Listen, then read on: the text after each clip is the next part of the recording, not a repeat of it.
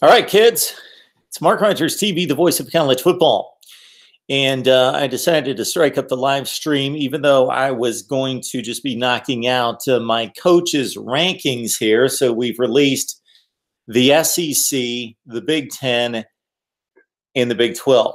And we move now to the Pac-12. And I will wait just a few seconds to allow some people to jump on the live stream, even though I hope that many people will, of course, watch this after the live stream and catch the rankings, because this is the reason I'm doing it. But at the same time, I thought that I would start the live stream as well. So probably you people that are on the live stream right now, it's gone from 1 to 2 to 4, and we'll keep going up.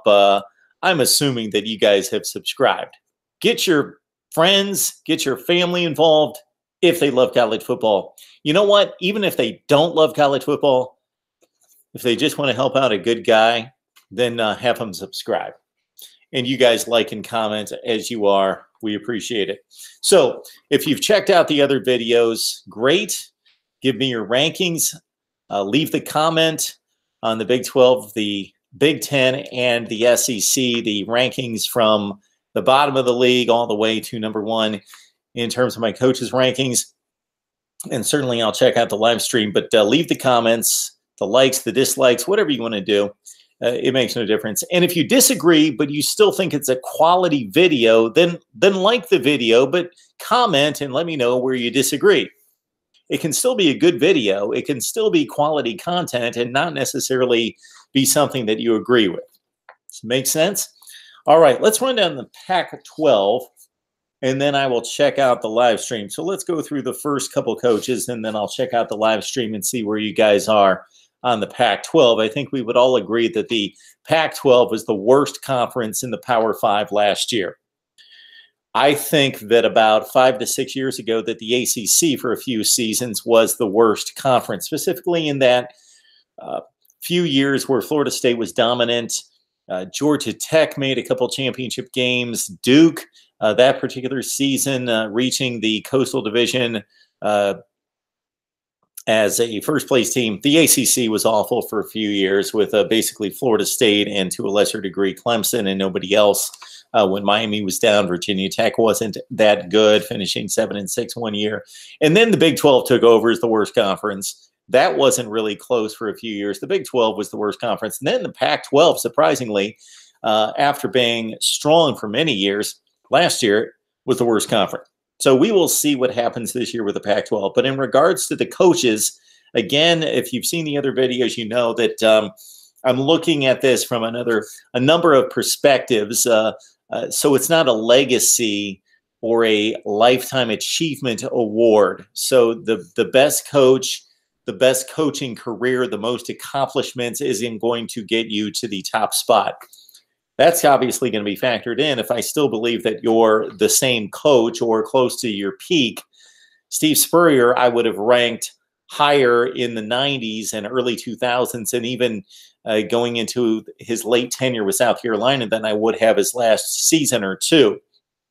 So think about Bobby Bowden and Joe Paterno, two of the greatest of all time, but near the end of their run, they were not near anywhere close to the best coaches in their conferences. All right, I'm going to run down a few. Look at the live stream. Let's run it down right here. These are the coaches that I would take if I had to start a team in the Pac-12 in order. So the number 12 guy is pretty obvious. You could go the Herm Edwards route, thinking that, okay, this was an oddball selection by Arizona State, but he hasn't done anything. He hasn't done anything anywhere in college football, in the NFL, anywhere.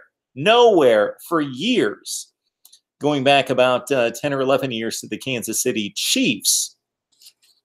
And then, of course, before that, the New York Jets. So that's another story. He's a wild card like no other wild card in the nation.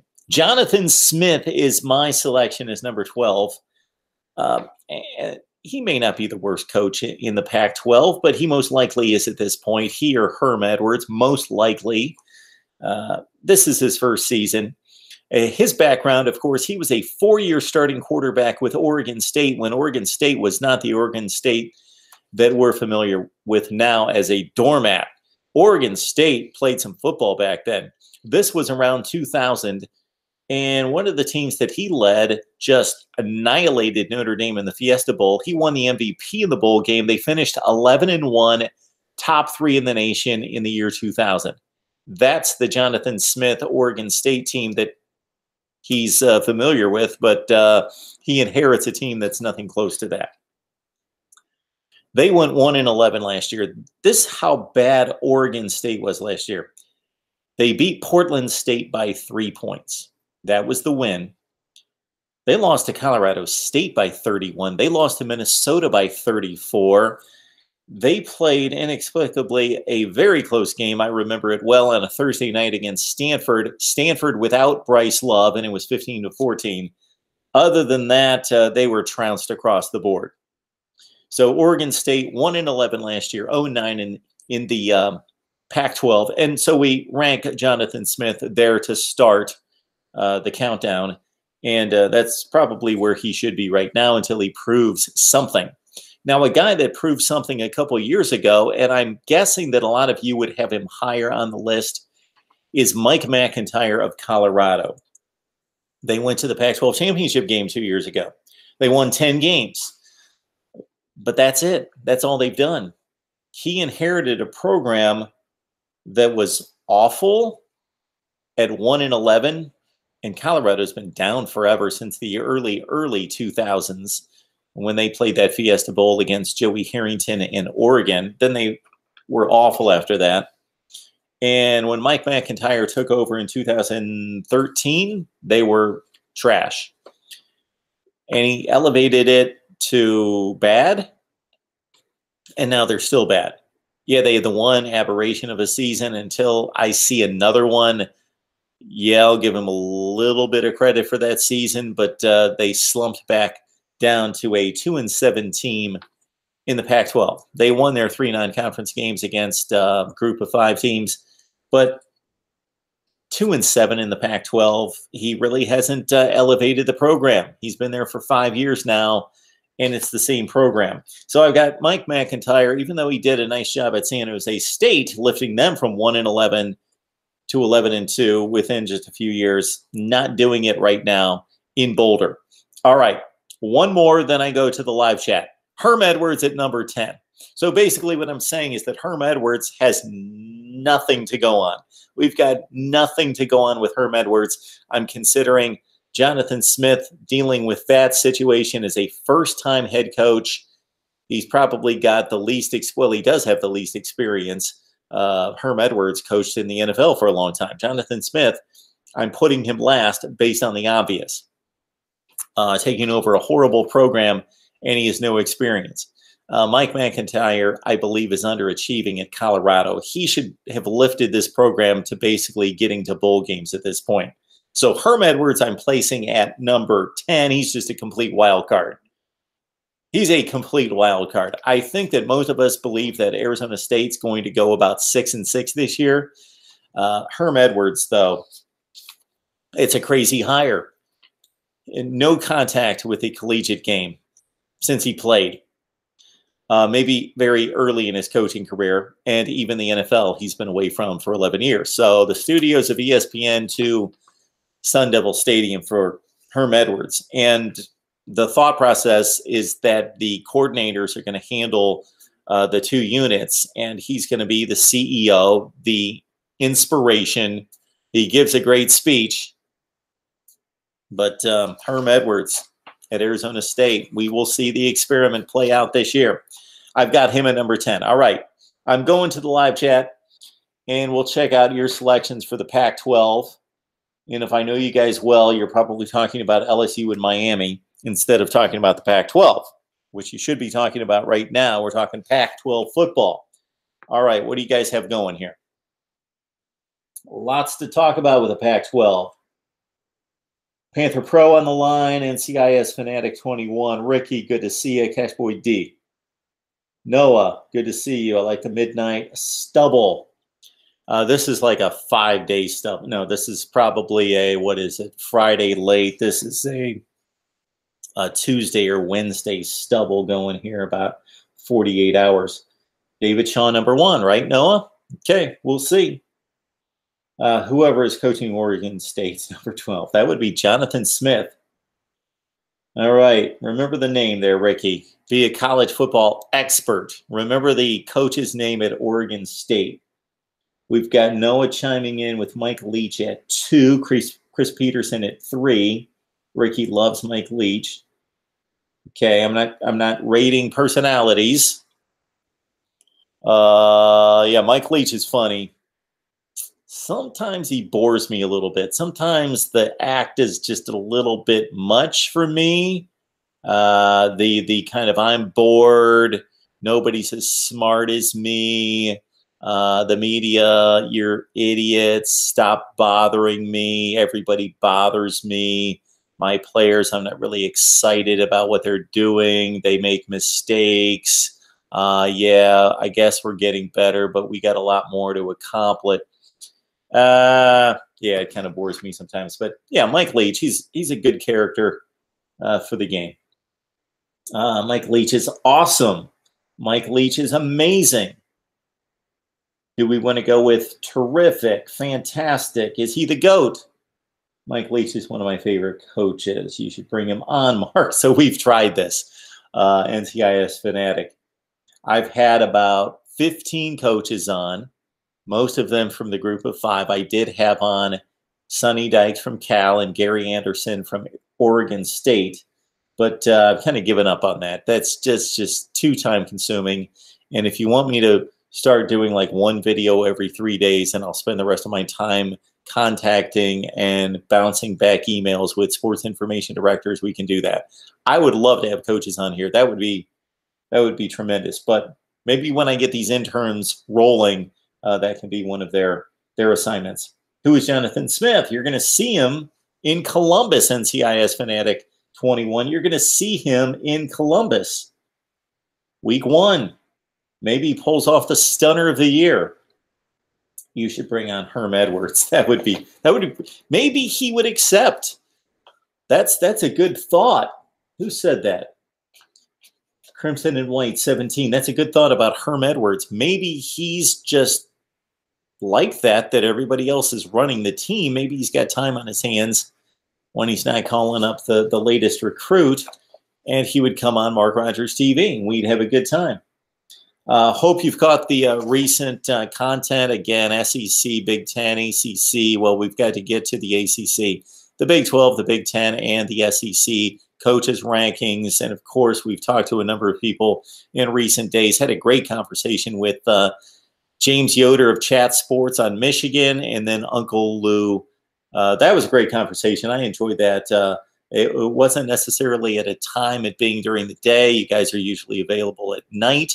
I get much more response at night, but Uncle Lou and I getting together today, that was a great conversation. So if you have some time, check that one out. It was fun. Yeah, Oregon State, awful. Wazoo, oh, I lost the chat. Here we go. Let's get it back. I love the Pac-12. I played JV in the 9th grade. Thank God they exist. Yeah, George. So what I used to say about the Pac-12 when I would run into some Pac-12 fans and some backers of the Pac-12 at one point is that I admired the Pac-12 for being the best flag football league in America. It's hard to talk about the Pac-12 and be serious, isn't it? Texas Tech never should have fired him. Craig James was an entitled jerk. Talking about Mike Leach. Crimson and White 17 going with Chris Peterson. George, I hope Florida hires Peterson when Mulling, that would be Mullen, Ian crashes. All right. George going nuts with the conversation here. And a lot of Mike Leach. Mark, you do the same thing on your podcast. You think you're the best. You just have a better presentation. It's okay to be the best, like Mike Leach. So what we're going to start on Monday, yeah, I'm going to commit to it, so I might as well announce it.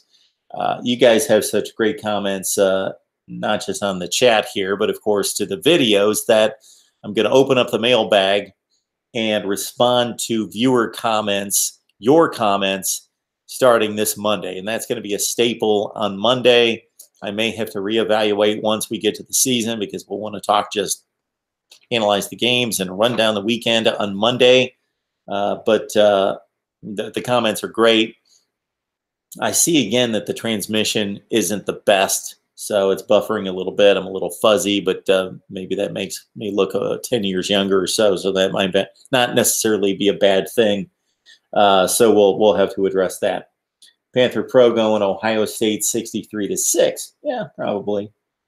Uncle Lou did a good job. I subbed to his channel today after the stream. Very nice. I watched Uncle Lou last night, his Georgia rants after they lost a few years ago, and I literally belly laughed for 10 minutes.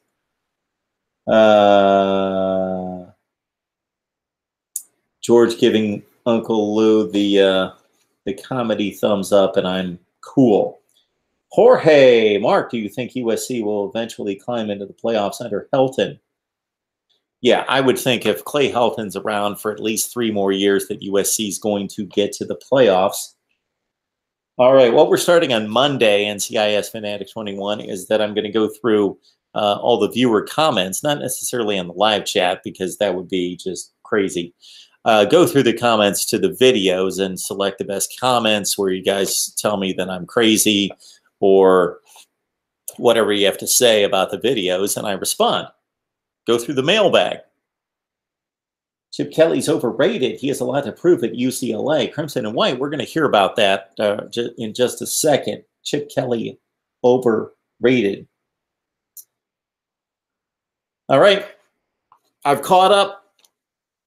Who else addresses the live chat like I do? Most of these live chats I see with YouTubers, they just let you guys just fly by and don't address the live chat. I try to catch most of the meaningful stuff on the live chat. Okay, so we have run down, again, Jonathan Smith. Everyone remember that and memorize that. Oregon State's head coach is Jonathan Smith. That should be an easy name to remember. Mike McIntyre at 11 from Colorado, and 10 is Herm Edwards, who's going to be the next guest at Mark Rogers TV. Number 9, Justin Wilcox.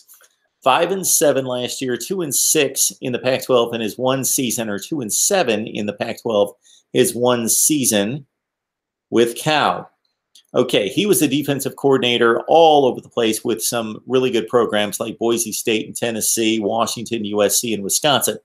Now, if you look at those particular clubs when Wilcox was there, they weren't necessarily playing top-flight defense when he was there, so it's not like, think, Tennessee's best defensive teams in Boise State and Wisconsin. Some of them were really good, like what probably got him the job.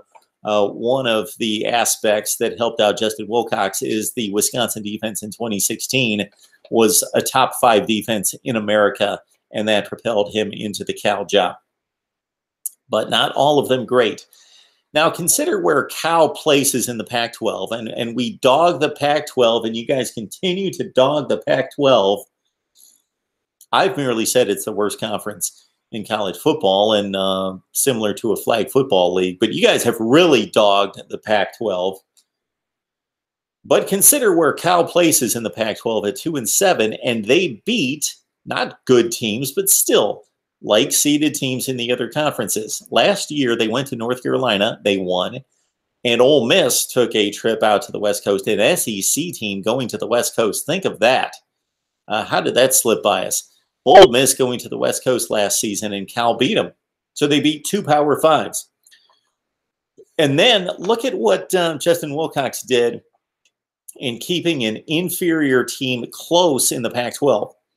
They lost to USC 30-20. Close game. 2-score game, 10 points. They lost to Arizona State in overtime. That was against Arizona. Pardon me. Arizona beat Cal in overtime, 45-44. They lost to Stanford by 3. They lost to UCLA by 3. So Cal played really well. They also whipped up on Washington State, who was number 8 at the time, 37-3. The one downer for Justin Wilcox, really the only bad grade I would give him in a score result, because he had an inferior team playing very close against all these teams, USC, Arizona, Stanford, and UCLA. is that they lost to Colorado by 16. So that was the one bad mark on Justin Wilcox. He's going to have to prove more. Obviously, he comes in his first season. He does some good things, upgrades the Cal performance on the field, and he's at number 9.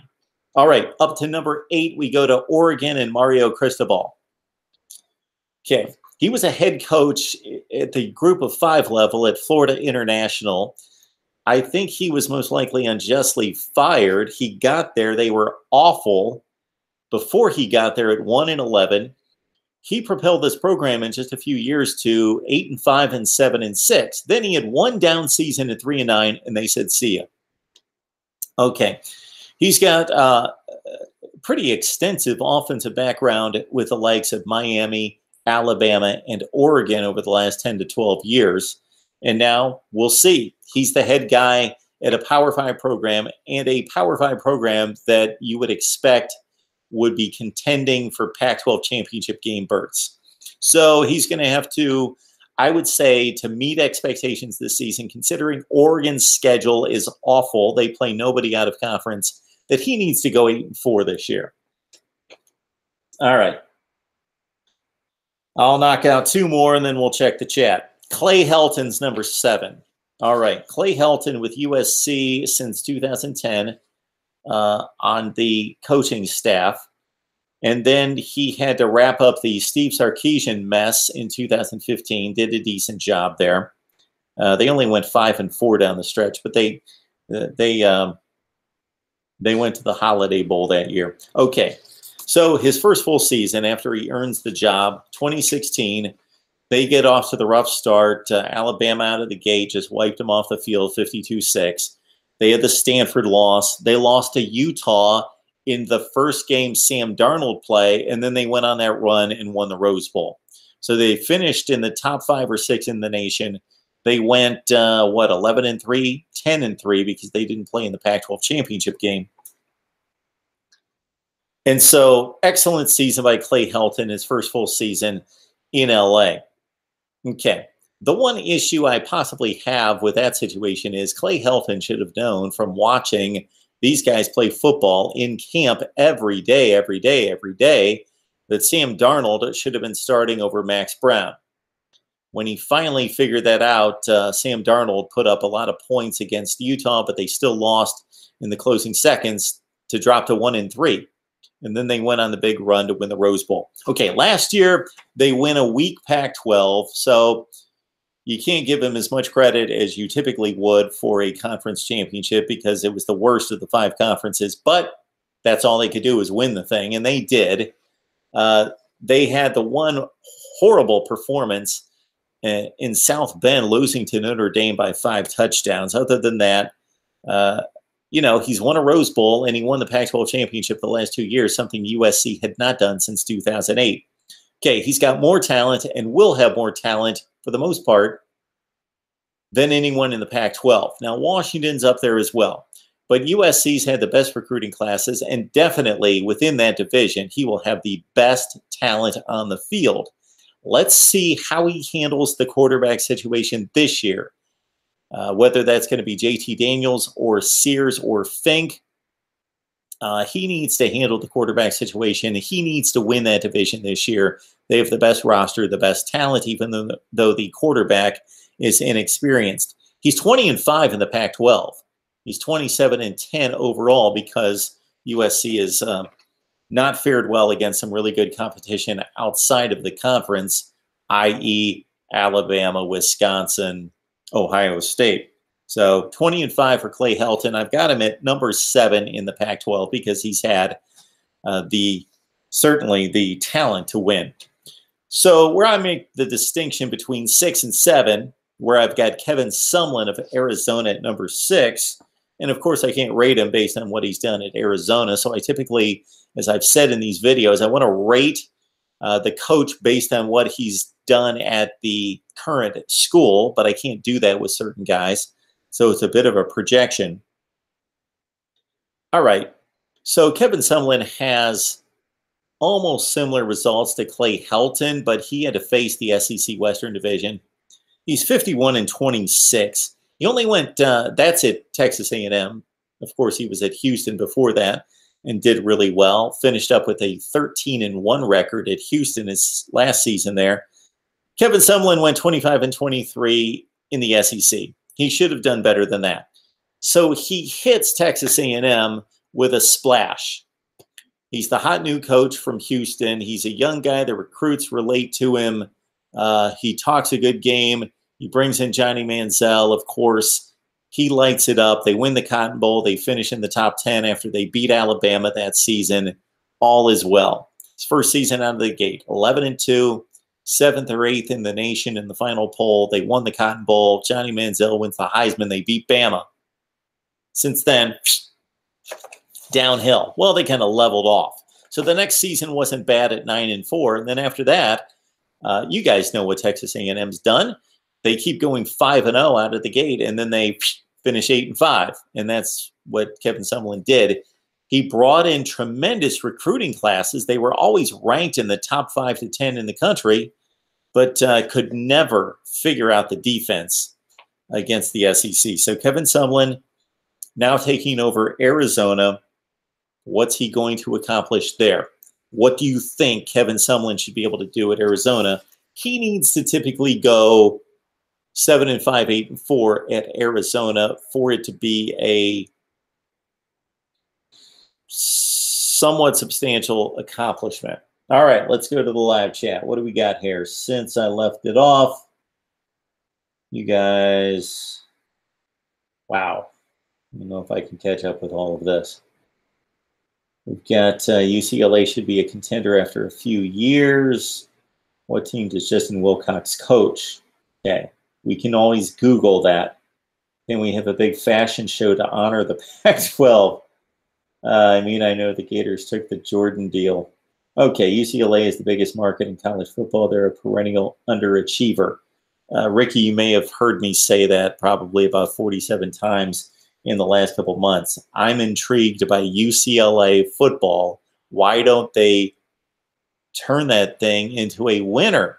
Somebody. They're in LA. Who doesn't want to go to school in LA with good-looking women and the beach? UCLA should be better. I saw a poll that said Pop Warner football is better than Pac-12 football. So NCIS Fanatic 21 tonight is rivaling. He's basically a rival to George tonight for best comments, is what I'm trying to get to. Noah, I am shocked an SEC team played in a state that doesn't have Chick-fil-A. No Chick-fil-A's in California. Huh. It's happened twice in a decade. Cal and Wisconsin. I don't know what we're going for there. Wisconsin, yes, getting the SEC to come up there with the home and home at the two neutral sites going to Lambeau, LSU at Lambeau. Well, coming up in a few years, we've got Auburn going to Penn State, and we've got a few other ones. All right. All right. I'm so embarrassed. What I meant to say was go Gators. All right. What else do you guys have about the Pac-12? Chip Kelly is baggage you don't want to know about. Can't you tell by looking at him? He's not. Okay. You lost me. Lost me, George. USC is by far the best legacy in history of any Pac-12 team, so that should help Clay Helton with recruits. And again, he's in LA.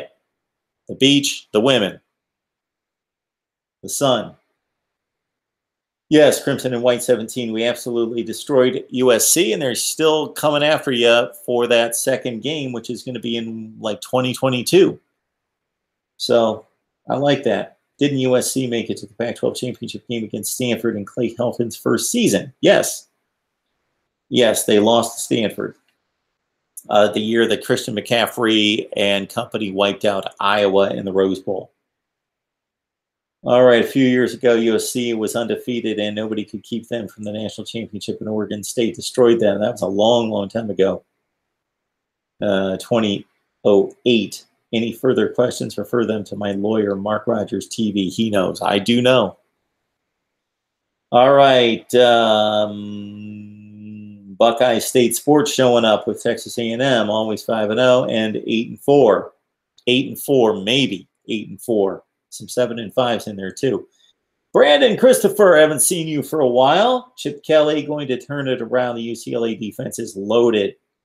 Yeah, I do like the defense. The quarterback situation is a question. So is the offensive line, Brandon.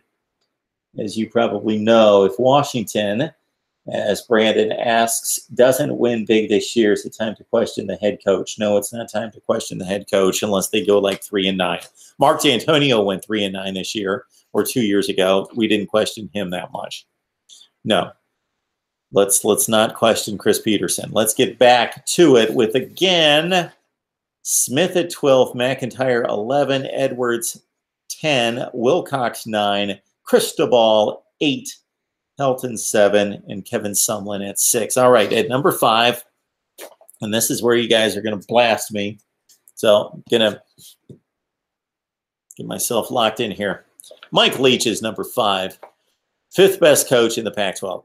I'm not rating on personalities or funny lines. I'm rating on results, and results also have to be taken into consideration, of course, as I've done with all these conferences and all these teams based on where you're playing. We don't expect Washington State to produce the same number of wins or championships as USC.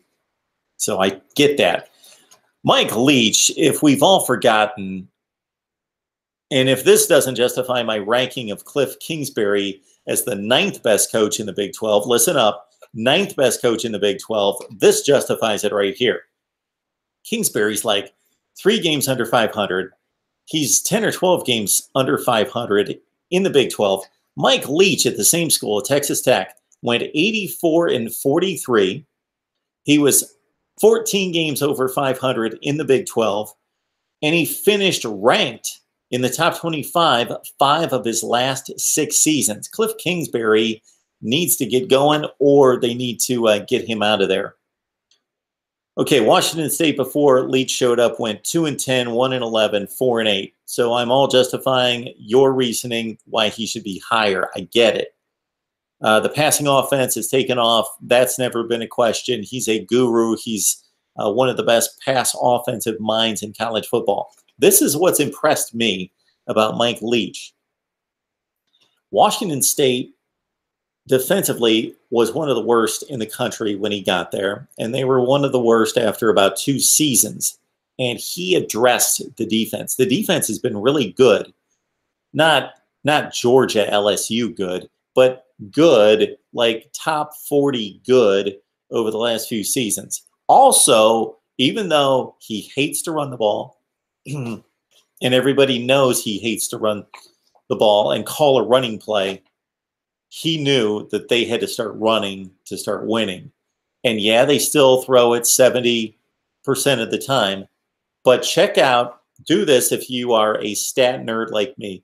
Go back about 5 years to the beginning of Mike Leach's tenure and even before that at Washington State and look at the rushing numbers.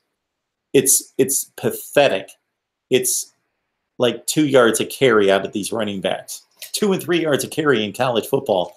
And they now can run the ball. So he didn't just show up and say, we sling it all over the place. This is all we do. And this is all I want to do. He addressed where he's not an expert. He addressed the running game. He addressed the defense, and they're much better. They've gone 26-13 the last 3 years. Okay, problem here. It is time to beat Washington and not get embarrassed by Washington. Finally beat Washington and win that division. Win a division championship, Mike Leach. He's 38-38 at Washington State. It's time to take off, and he'll take off in my rankings. All right, at number 4, I'm going with a guy that has been rock solid at a rock solid school that's not fancy, not showy, not sexy. It's Utah. It's Kyle Whittingham. They're going to line up with the sound run game, with the front 4 on defense, and they're going to play really well, and they are going to be a tough out for anyone. Kyle Whittingham is the dean of Pac-12 coaches. He's been there now for 15 years.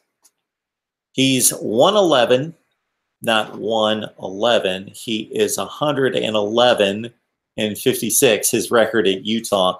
Now, since they've joined the Pac-12, this is a bit of a downer at 28-35. But consider the transition from going from, what was it, the Mountain West or the WAC, whatever it was. I don't know where Utah was at the time. They were there with TCU and everybody else. Must have been the WAC, the defunct WAC conference. They moved into the Pac-12, of course. And the Pac-12 was much better. So not today's Pac-12. 5 years ago, Pac-12, 6 or 7 years ago, Pac-12. And so the 28-35 comes out of like 2 or 3 bad years out of the gate. He's 11-1 in bowl games. 11-1. Okay? Now, I know that they're not playing Ohio State and Oklahoma and Clemson in bowl games. They're playing some pretty bad teams. They're playing some marginal teams, sometimes some decent teams. But he's 11-1 in postseason play. Some of those Las Vegas Bowls. You know, Utah likes to show up at the Las Vegas Bowl and play some of those games. Yeah, he's just rock solid and doing a great job in Utah. And they've got an opportunity with USC possibly being down this year of sneaking into the Pac-12 championship game. All right, number 3, we've got David Shaw, Stanford. Okay, let's not credit him too much. He didn't build that thing. Harbaugh built the Stanford dynasty. David Shaw has maintained it. Harbaugh's the one that took him from 1 or 2 wins to 11 wins. David Shaw has maintained it and maintained it rather well. The other thing I like beyond the numbers is that he is just so respected across the country, and his program is respected, and his teams are so respected from a physical standpoint by opponents, and from the standpoint that they know that they typically, not all the time, but typically won't beat themselves. Smart team, obviously, and just a tough team that he's built there. Okay, Stanford's finished ranked 6 of his 7 seasons. He's gone to 3 Rose Bowls. He's won at least 10 games 5 times in 7 seasons as well. And again, David Shaw doing a great job at Stanford, but he did not build the program. Number 2, Chip Kelly. All right, I'm going to hear it about that. Chip Kelly, what he did at Oregon is one of the best coaching jobs we've seen in recent times. Oregon has been bad at times in its history, recent history, meaning not recent 5 years, I mean recent 30 years. They've been bad at times. Rich Brooks first, and then Mike Bellotti second, lifted the program, did very good in lifting Oregon to top 20 to 30 status. But when Chip Kelly got a hold of that thing, they just shot up. They became elite. They went from being Oregon, who's going to go 7-5 most seasons, 8-4, to elite. 33-3 in the Pac-12. So again, this is not somebody taking over for Nick Saban or Urban Meyer and keeping the thing running at a powerhouse and going 33-3. At Oregon, he went 33-3 in the Pac-12. He went 46-7 overall. Basically, it took NFL teams to beat him. Outside of Stanford 1 or maybe 2 times. One time I remember specifically, but there might have been another time in which, yeah, Stanford would get them into their kind of game and beat them up and beat them. They did knock them out of a national championship game 1 year for sure. But basically, outside of Stanford, an NFL team had to show up to beat Oregon. It had to be Ohio State those 2 times, or the one time with Chip Kelly on the sideline in the Rose Bowl, or LSU or Auburn. Those were the only teams that had the speed and the muscle. They basically fielded half NFL teams that beat Oregon. Otherwise, they dominated. Now I'm going to be interested to see if he can do similar to what Steve Spurrier did. So Steve Spurrier, when he was running the fun and gun, first at Duke, then at Florida, he was way ahead of the curve in college football. Nobody could catch up with his offense. He was ahead of the curve.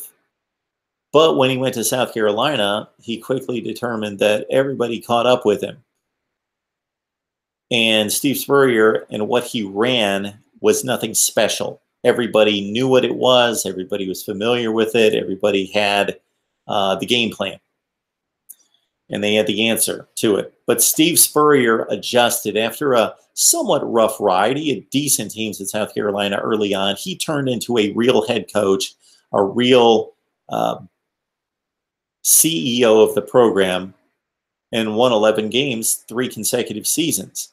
Now let's see if Chip Kelly can do this, because he no longer has the secret sauce. He no longer has the secret formula. Everybody's doing this, and they're even doing it at an accelerated rate compared to what he was doing 5 years ago at Oregon. Let's see if he's become a good overall head coach, not just a guy that's got a scheme that tricks everyone that nobody's caught up to. Let's see if he's truly a great head coach.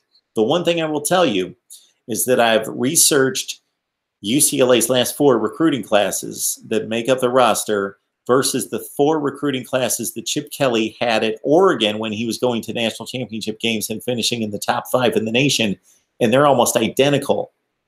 So Chip Kelly, year 1 at UCLA with a really difficult schedule, may make some noise, but you can't argue with this. He's not going to Ohio State or Clemson or Florida State going 46-7 and 33-3 in the conference. He did that at Oregon when they were winning 8 games a year.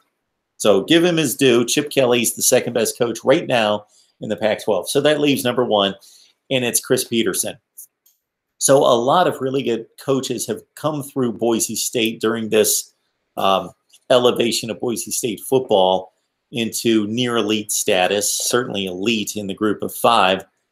Brian Harsin, Houston Nutt, of course, Dan Hawkins, all of them did really well, and that propelled them to the next level. For Chris Petersen, though, he took it to a completely different level. Those guys put Boise State on the map to a certain extent, made them kind of pesky to deal with for the Power 5.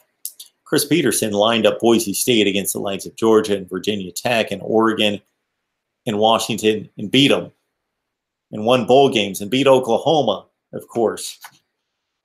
Chris Petersen went 92-12, 57-6 at Boise State, 57-6 in conference play. Dominance. Now what's he done at Washington? Washington wasn't awful when he took them over. They were 9-4 the season before, but again, he's elevated the program. They were like a top 30 or 35 program. Now they're a top 10 program. He's elevated the program. They are getting recruits at Washington that they haven't gotten since the late 80s to early 90s. He is out recruiting everybody in the Pac-12 right now outside of possibly USC. And he's ready for a run this year. It appears as though he's got the best roster and the best, not just talent on the roster, but from a quarterback situation with Jake Browning and a lot of experience and production coming back, that they should make a run at the college football playoff. He's got this team primed for a run, and he's really built this Washington program in the aftermath of the Steve Sarkisian situation, in which, of course, he got ousted from Washington, then ousted from USC. So he had to clean up a bit of a mess and bring back some credibility to Seattle. So, again, we've got Jonathan Smith at 12, Mike McIntyre at 11, Herm Edwards at 10. Then we go Justin Wilcox at 9. At number 8, Mario Cristobal. 7 is Clay Helton. 6 is Kevin Sumlin. Mike Leach at number 5. Then we go Kyle Whittingham, David Shaw at number 3, Chip Kelly at 2, and Chris Petersen at 1. So what do you guys have? Brandon says Chris Petersen is great, but got to put a better offense. I lost you. Sorry. This jumps around. Didn't you say, Mark, that Jake Browning is on a mission to bring Washington a national championship? I didn't say that. I repeated what Jake Browning said. Yes, he's on a mission to win a national championship. First, he's got to win the Pac-12 because nobody else is getting out of that conference, and that may not be good enough if they don't beat Auburn. Yeah, so George is letting us know, or letting NCIS know, basically his many iterations of his handle. It's quite the saga. Jamie, I know he isn't now, but buy stock in Mario Cristobal. He will own the Pac-12. Own the Pac-12. Jamie, we'll see. You might be right. I know where you're coming from, though. I know you're coming from an Oregon standpoint there. Okay, what else do we have? Remember, Washington was 0-12 in 2008. Yes, I do. They're doing just fine right now. Ricky. Okay, USC should win the national championship every 5 years. I think they've been sold out by the administration and lousy coaches. I think they're betting on the games. Ricky, USC should be better than Washington. They're a bigger brand. Brandon, Chip Kelly will be with a better recruiting base is scary. Yeah, he's in California. One of the three biggies: Texas, California, Florida. Jamie, good talent, but not good enough to beat Oregon and USC if they got their shot together. Anybody else here? Chip Kelly was terrible against major programs such as Ohio State, LSU, and Auburn. Not terrible against Auburn when you lose on a last-second field goal. Stanford and Oregon will be tough this year in the North. South is a big question. George, whoever said whatever they said about Peterson, you have no idea about recruiting. There's nothing he can do at Washington except prove how good of a coach he is. You're not going to win anything.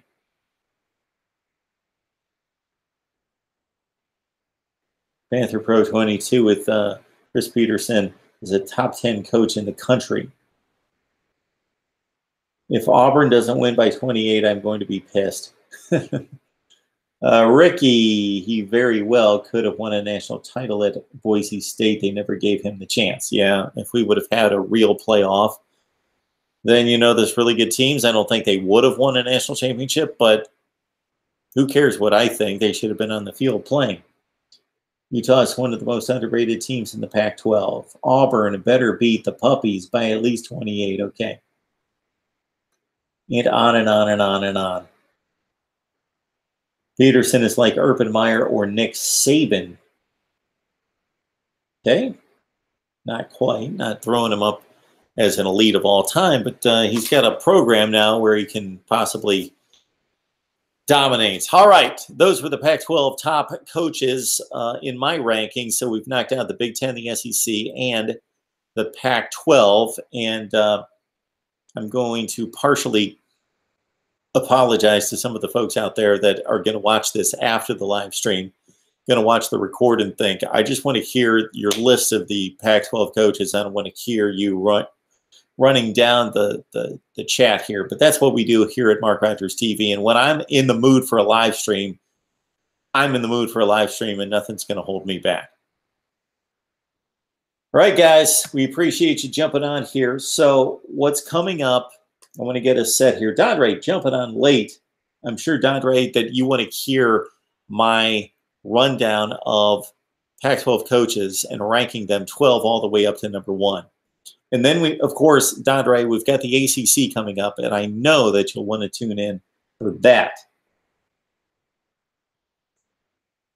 All right. Again, I want to let you know what we've got coming up. So we have knocked out 4 of the 5 conferences. Ranking the coaches. We just have the ACC left, so check out the other videos with the SEC, the Big Ten, the Big 12, and now the Pac-12.